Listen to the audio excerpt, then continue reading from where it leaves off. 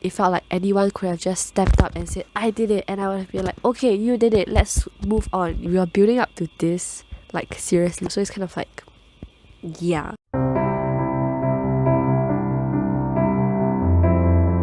Hi!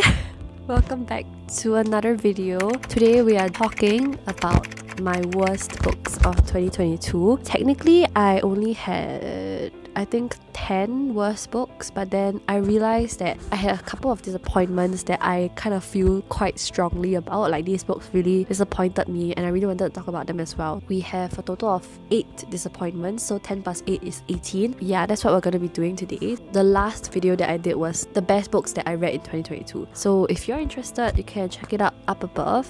If you have good reads, you'll definitely have not so good reads as well. So that's what we're doing today. Disclaimers before we start. I will go by rating for this video. The best books one, I said that there wasn't any distinction between the books within each rating. I guess this one is kind of the same. They feel equally not as good to me. The disappointments are not necessarily bad, they're just disappointments basically. And okay, opinions are subjective, so I'm sorry if your favorite book is in here. They just didn't work for me. People are bound to have different tastes, so yeah, please don't get offended. Again, I won't be talking about trigger warnings in this video because it will be too long, and I will try to give brief synopsis, but as you have seen, my best books video turned out to be quite long also. Again, if I talked about a particular book in a previous video, I will link it up above as well. If we have hit the cut limit, then it will be linked down below. One last disclaimer, these are the worst books that I've read in 2022, meaning that they do not have to be published in 2022. Without further ado, now let's start the video. We can talk about disappointments first, then we slowly build up. As compared to the best books, I worked my way up. This one, let's work my way down. So we'll start with my least disappointment, I guess. Some of these books are 3.5 stars. The first one that I'm gonna talk about is actually the only physical book that I own for this entire video. That is going to be The Toll by Neil Shusterman. Thunderhead was in my best books of 2022.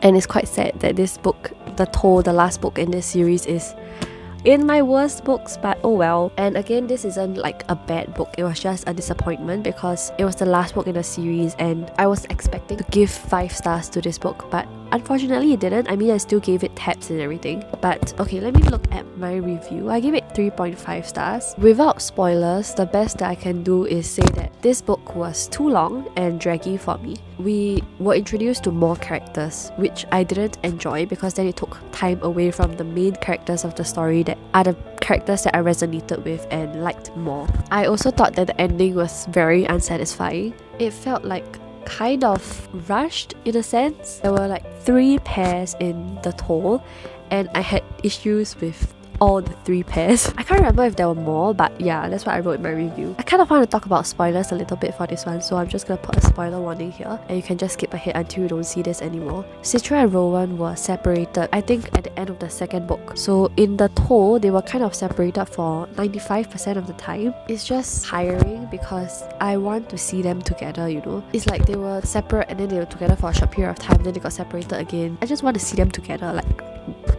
I don't really want to give super major spoilers, but there was this build up that we were leading up towards to, like the final twist and everything, and it really was just very unsatisfying. It's like we were building up to this, like seriously, that kind of thing, you know. I know this is a book that people really enjoy. I mean, I enjoyed the series as a whole and I see a lot of people giving 5-star reviews to The Toll, but I gave it 3.5 stars, which isn't necessarily a bad rating. It was just, I was very disappointed by how it ended. It hasn't tainted my memories of the first and second book like Scythe and Thunderhead, but this book really, yes, and it's such a big book also. I already explained what Scythe is about in my best books video, so I don't really want to repeat myself again.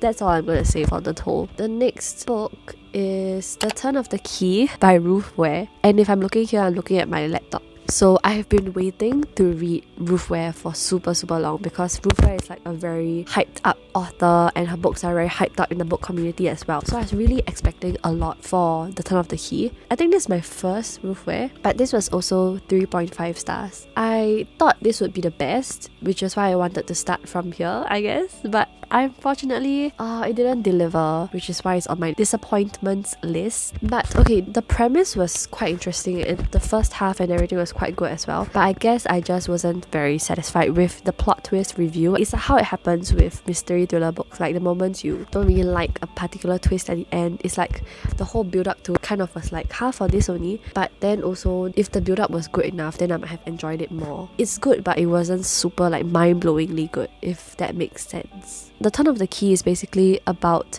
this woman who accepted this job offer. So she came across this ad and it sounds too good to be true. And sometimes when things sound too good to be true, they are, so just don't be tricked by them. But basically, she went for this job which was to be a live-in nanny, and the salary is like super attractive. This house, when she arrives, she discovers that it's actually like a super modern home. So things like a shower is difficult to control. A lot of things are voice activated, even a fan, things like that. So it's kind of like a super technologically advanced home. And she thought that the family was like picture perfect and stuff, but what she doesn't know is that the story will end with a child dead and herself in prison awaiting trial for murder. And this is not a spoiler because it was written in like the first chapter, and it's more about how it led to that point is the main bulk of the story. And it's kind of like paranormal things happening, and then we are trying to find out what is actually behind this. I don't want to say any more for fear that I'll spoil the plot of this story, but just know that I wasn't really satisfied with the ending. Overall, it was just fine, like not mind-blowingly good, which is why it led to disappointment, maybe because my expectations were too high. But yeah, hopefully my next Roofware read will be better. Not sure what that will be just yet, but yeah. Next is A Venom Dark and Sweet, which is the concluding book to the Book of Tea duology. The first book is over there, A Magic Steeped in Poison. It was also on my best books list, so it's kind of like, oh my god. I am not going to talk about the plot for this one because it's also a sequel. I also gave it 3.5 stars. I think I didn't enjoy this story as much because, again, our main characters were separated. I hope this isn't much of a spoiler. The plot for this one wasn't as strong. In The Magic Steeped in Poison, because there was a whole competition element, there was this different trials towards finding out who will be the greatest Shen Nong Tu, because that concluded in the first book. In the second book, we don't have the element anymore, so it wasn't as fun, and it felt more political because of evil things, bad people working in politics and things like that, and that's normally not what I enjoy in books, so it kind of contributed to my lack of enjoyment for this book as well. I enjoyed the way things ended, if I remember correctly, like how it was dealt with, and there was like a certain development in the story that I wasn't expecting. But I don't know, the romance didn't feel as strong to me in this book. It's kind of sad because I love A Magic Steeped in Poison so much, but it's okay, I guess. 3.5 stars is not a bad rating. It was just a disappointment, as I keep saying. The next disappointment, Finlay Donovan Knocks Him Dead. If you watched my best books video, Finlay Donovan is Killing It is also in that video, so it's kind of like, yeah. But again, this is the disappointment only. Mostly because many of the sequels to first books that I really liked didn't deliver as much, but hopefully for those that are in the trilogy, the last book will be better and things like that.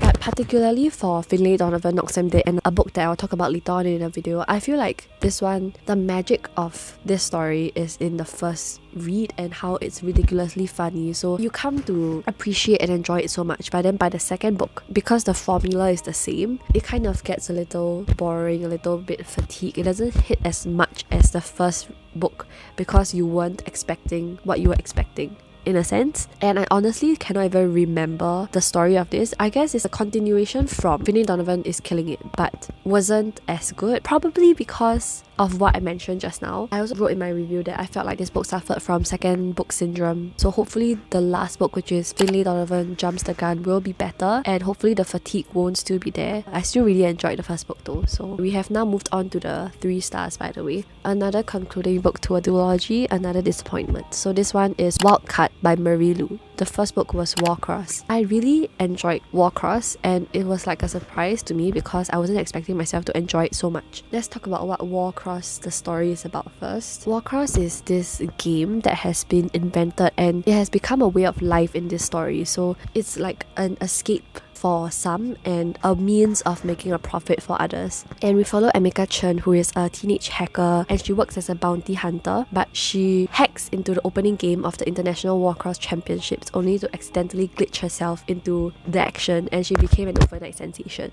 But instead of being arrested, she gets a call from the game's creator, which is Hideo Tanaka, who offers her to be a spy in that year's tournament to uncover a security problem. And the story progresses from there. So Wildcard is the sequel and the last book in this duology. I guess it's still fine, but probably because, again, we are now more familiar with this world, I guess I became bored of it. But in my review, I wrote that I was bored reading this and I couldn't feel the magic that I felt when reading Warcross. I cared even less about the characters in Wildcard and not even the romance. But I did enjoy one particular plot point in the story, which is why I gave it 3 stars in the end. It's kind of like I need a sequel that will wow me more than the first book, you know? Or maybe these are all just suffering from second book syndrome. I don't know, but yeah, that's Wildcard. Another disappointment, another sequel, Four Aunties and a Wedding by JCQ Sutanto. Dao A for Aunties was in my best books video again. So this one is following the events that happened in Dao A for Aunties, like a continuation. So in this one, I hope it's not a spoiler since literally on the cover we are following Madeline's wedding. Something happens there again. For this one, it felt again similar with Finlay Donovan is Killing It. The ridiculously funny part became a bit tiring in Four Aunties and a Wedding. It didn't feel as funny. Maybe because I read the first book and then I read the second book and then it just feels like the same formula. But I also felt like the plot points in Four Aunties and a Wedding were more simple. Like I could predict where things were going and it took quite a while to get there. So it was kind of like, hello, can we speed up the thing? It just didn't hit as hard as Dao A for Aunties, which is why I gave it 3 stars in the end. The aunties weren't as charming in this as well. Like there were some points where they were charming, but not as much as in the first book as well. I mean, I still enjoy JCQ Sutanto and I'll probably pick up her next book, but yeah, this was a disappointment. Okay, this one is really painful to say, but the next one is Before Your Memory Fades by Toshikazu Kawaguchi. Again, Before Your Coffee Gets Cold and Tales from the Cafe were in my best books video. Are we noticing a trend here? Because I certainly can. Again, this is just disappointments, okay? It's not the worst. But I think maybe I'm just suffering from fatigue from reading the same kind of stories again and again by the same author. I really didn't feel the magic in Before Your Memory Fades. Even though I really enjoyed Tales from the Cafe even more than Before the Coffee Gets Cold. So maybe it's just this book, or maybe it's just me. I don't know. The stories didn't feel particularly distinct from the first 2 stories and it didn't hit as hard as well, but I still really enjoy the series and will pick up the 4th book when it eventually gets translated into English. Hopefully the customer stories in the 4th book will be better, but yeah, this book really didn't do much for me. And this is also my anticipated release read, so it was kind of sad. The last disappointment is In My Dreams I Hold a Knife by Ashley Winstead. This book has been hyped up a lot by the book community and I thought this would be like They Never Learn by Lane Fargo, so I was expecting it to be super good as well, but I unfortunately only gave it 2.5 stars. So this one is about Jessica Miller, who returns to university reunion 10 years after graduating. Things haven't been the same since she left campus all those years ago, because when she left, there was an unsolved murder. She was originally having like a super close friendship with 6 friends, but when that murder happened, they kind of fell apart until they reunite in this reunion. But in this reunion, someone is determined to trap the real killer. Someone is just behind the scenes trying to force a confession and answer out of who was behind the unsolved murder, told in dual timelines, and it has a dark campus setting. Sounds like something that I would really enjoy, but maybe I don't enjoy mysteries. Maybe I just enjoy thrillers, because I really was so bored by the end. It felt like anyone could have just stepped up and said, I did it, and I would have been like, okay, you did it, let's move on, you know? Maybe this is me realizing that I might not be suited for murder mysteries. So yeah, sadly this was not a book that I enjoyed. Yeah, it just gets worse from here because we are now moving on to my worst books of 2022. I guess we'll work our way down to the book that I gave the lowest rating to. So you know how just now I said that the Toll was like the only physical book that I have to show for this video? Yeah, that turned out to be a lie because I completely forgot about this book. It was on this list, but I erased the fact from my memory that I still owned this book because I had already put it in, can you see this box over here, to unhaul. But that book is The Unbecoming of Mara Dyer. Oh my gosh, this book. This one was... Oh my god, how do I even explain? This one was published in 2011. Okay, I can't really fault the book, but I give it 2 stars.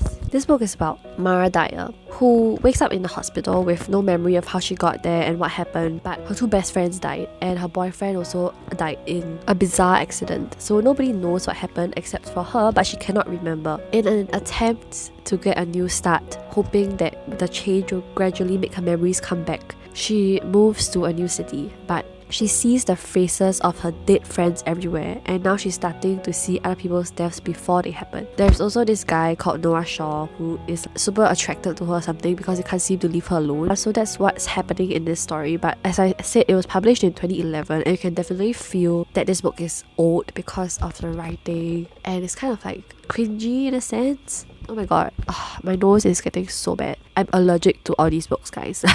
Yeah, I just didn't do anything for me. Even though Cassandra Clare blurbed over here, haunting and dreamlike. Did this book haunt me because of how much I didn't enjoy it? Maybe. Dreamlike felt like a fever dream. I was still being very optimistic. I really thought I would enjoy this, okay? I was being very optimistic, and I thought that I would continue this series because this book is the first book in the series this year, 2023. But yeah, I'm not gonna continue. This was not a good read that made me want to continue with the series, even though this book ended on a cliffhanger. Yeah, the haunting, the unbecoming of Mara Dyer.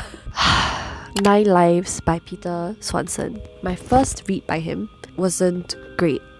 This one is about 9 strangers who receive a list with their names on it in the mail. A list of names on a piece of paper, and nobody knows who the rest of the people on the list are until very bad things start to happen to people on the list. One of the people on the list is FBI agent Jessica Winslow, and she's determined to find out what's behind all of this. Okay, I guess props to the book, because just by looking at this again, I can remember what the end plot twist reveal was, but the rest of the book was just... And this pays homage, I'm so sorry, I don't know how to pronounce that, to And Then There Were None by Agatha Christie, which I also didn't enjoy.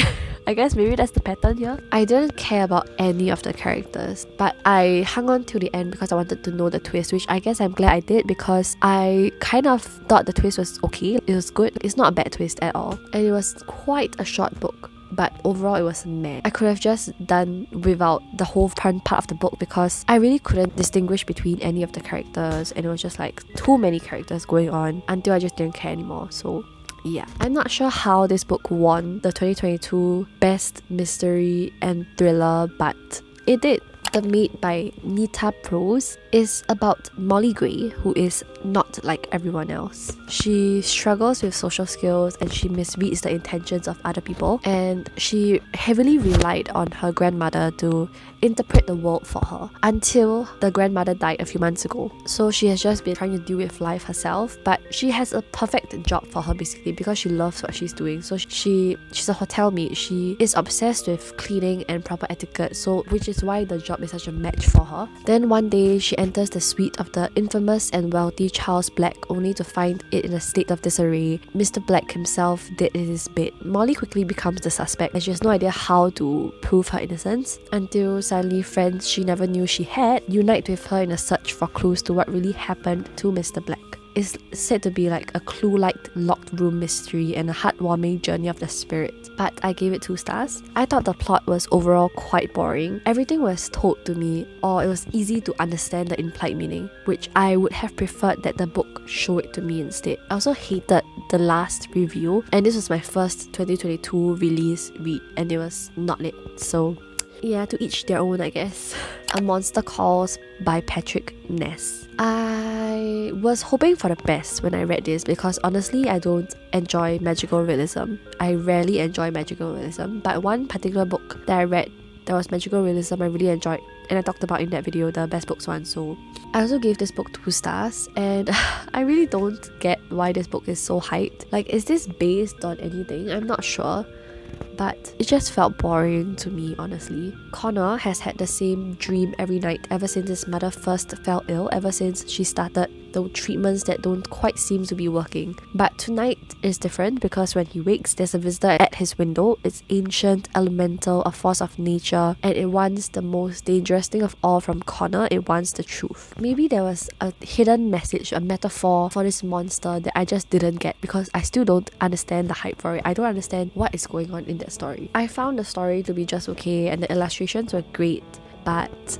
yeah, maybe because magical realism is just not for me. So Mr. Penumbra's 24-hour bookstore. I have since gifted the book to someone else because my copy was quite nice. It was like the glow-in-the-dark copy. I did not enjoy this. The start was promising. So this one is about Clay Jenner, who starts working the night shift at Mr. Penumbra's 24-hour bookstore, and he realizes that this bookstore is not what it seems. There is something going on beneath the surface. A few customers come in repeatedly without buying anything, but they check out obscure volumes from strange corners of the store. Then begins him trying to find out the truth beneath this mystery. So again, maybe mystery is not my thing because I found this to be not nice. I give it 1.75 stars. I went into this really expecting like a lot of bookstore vibes, but I got a lot of references to boobs instead.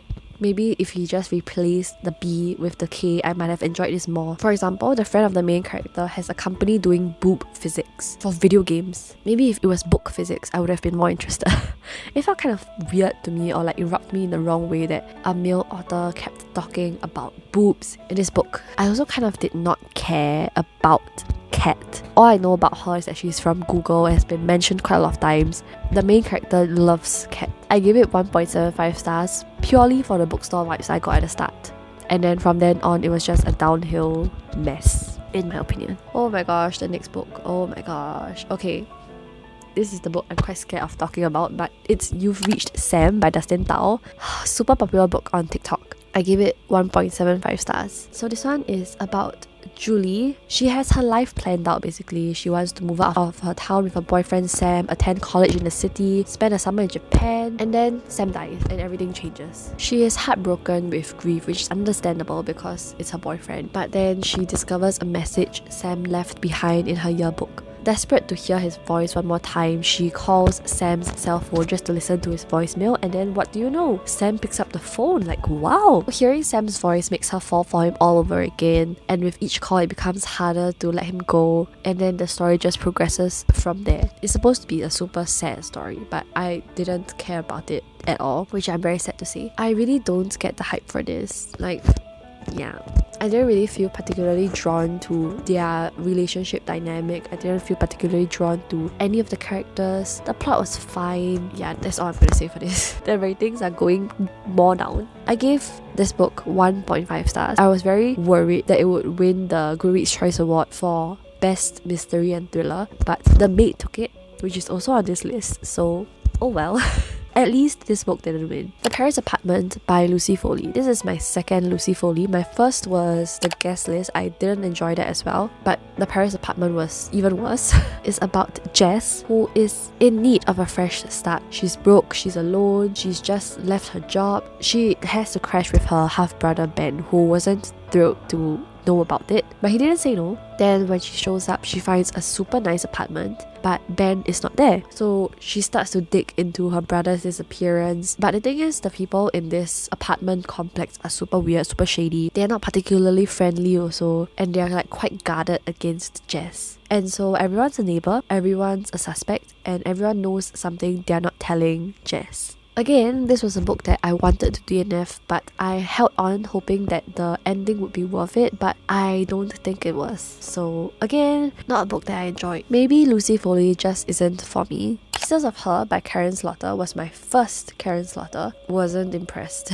I gave this book 1.25 stars, but I gave Pretty Girls, which was the book that I read afterwards, 3 stars, so I guess it's still okay. I can still continue reading her books. I gave the sequel to this, Girl Forgotten, 3 stars about that also. But Pieces of Her though, oh my gosh. This one we follow Andrea, who thought she knew everything about her mother Laura until one trip to the mall, which explodes into violence, and Andrea suddenly sees a completely different side to Laura. It turns out that she was someone completely different, and she had been hiding from her previous identity for 30 years. So Andrea goes on a desperate journey to find out her mother's past. and if she can't uncover the secrets hidden there may be no future for either one of them. This book was way too long. I didn't like Laura. She felt very pushy. She was acting like, yes, I have this whole mystery hidden about me, but you're my daughter, so don't question me. Just follow what to do when I tell you what to do. And it's like, hello, the girl just found out that the mother was a completely different person from who she thought she was supposed to be, and the mystery wasn't that exciting also. It was kind of boring, which was why the 1.25 stars. Luckily, the second book in this series didn't follow the mother's storyline anymore, so I was kind of enjoying that one more.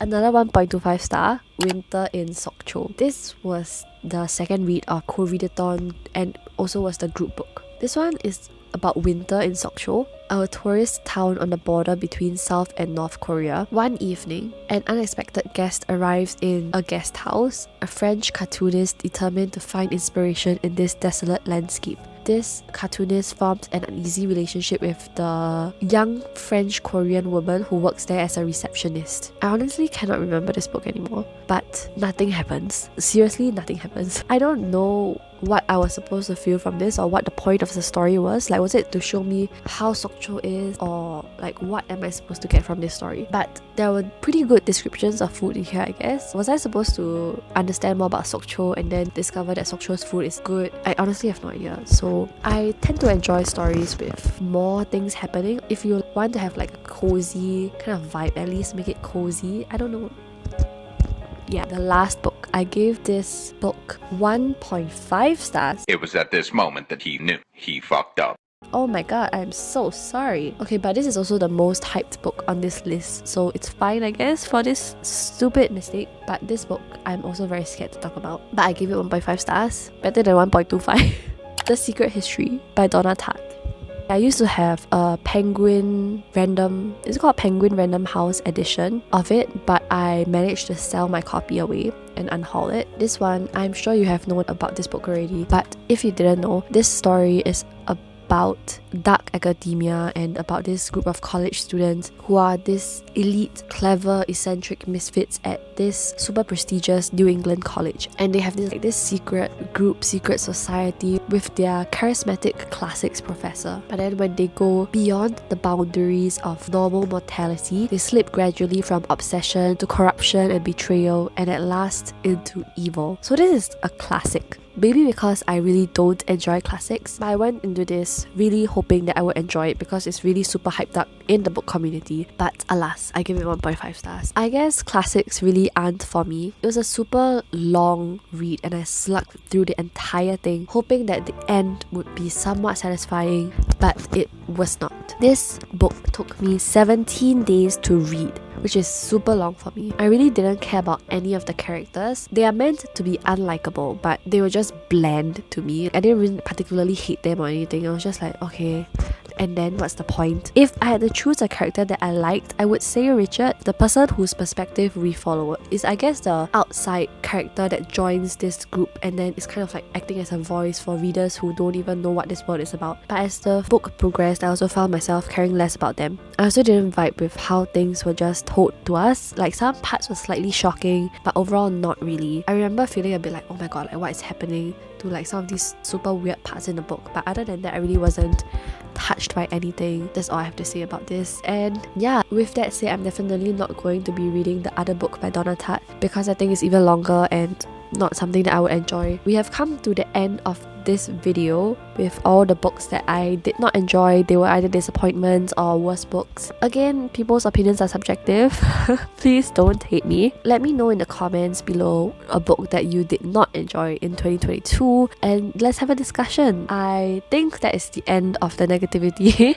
If you enjoyed this video, please give this video a thumbs up, subscribe to my channel to see more of such content. I hope you're having a great day or a great week whenever or wherever you're watching. Remember to stay hydrated. Strangely, now that I finished talking about the books, my nose is clear. I really was allergic. I'm kidding. And yeah, I'll see you in my next video where hopefully things will be more positive. I think it's still like a wrapping up 2022 kind of video. So yes, please continue to be patient with me and yeah, goodbye.